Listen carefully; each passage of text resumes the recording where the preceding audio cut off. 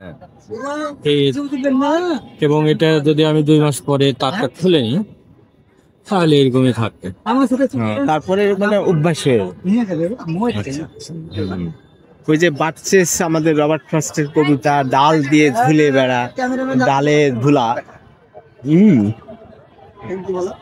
এটা যদি এখন এই টপটা যদি একটা বনে জঙ্গলে কোথাও রেখে দেওয়া হয় তাহলে বেশি দিন বাঁচবে না, কতদিন বাঁচতে পারে? সাধারণত রোদ দরকার। রোদে রাখা হলো, পানি টানি দেওয়া হলো না, এভাবে টপে রাখা পেলে তো বাঁচবে। বাঁচবে।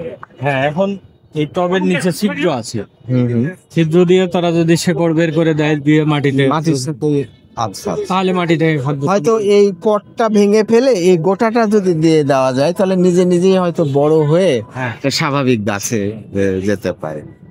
তাতে সব থেকে অনেক বছরের গাছ এরকম কিছু কি পাওয়া যায় যে 100-200 বছর এরকম?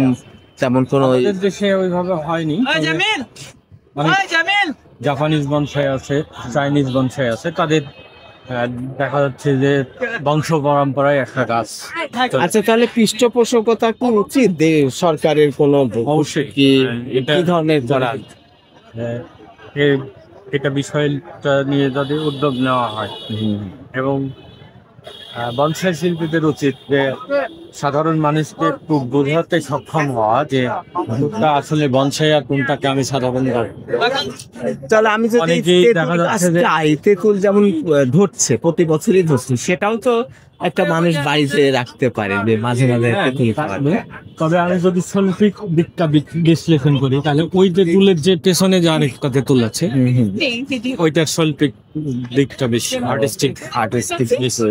কারণ ওই গাছের যে গাছের কাণ্ডটা যতটা মোটা, ডালপালা অতটা ইয়ে হয়, এবং ডালপালার মধ্যে তেমন কোনো আর্ট নেই, জাস্ট গোল করে একটু কেটে শেপ দিয়ে রেখে। আচ্ছা, অনেক ঝড়ের মধ্যে রাখলে ভাঙ্গার কোনো সম্ভাবনা নাই? তার মানে অন্য গাছের তুলনায় এই গুলো কি অনেক মজবুত এরকম মনে হয়? সহজে ভাঙবে না? ভাঙতে পারে, যে কোনো এখানে আঘাত লাগলেই মানে অন্য গাছের মতোই হবে।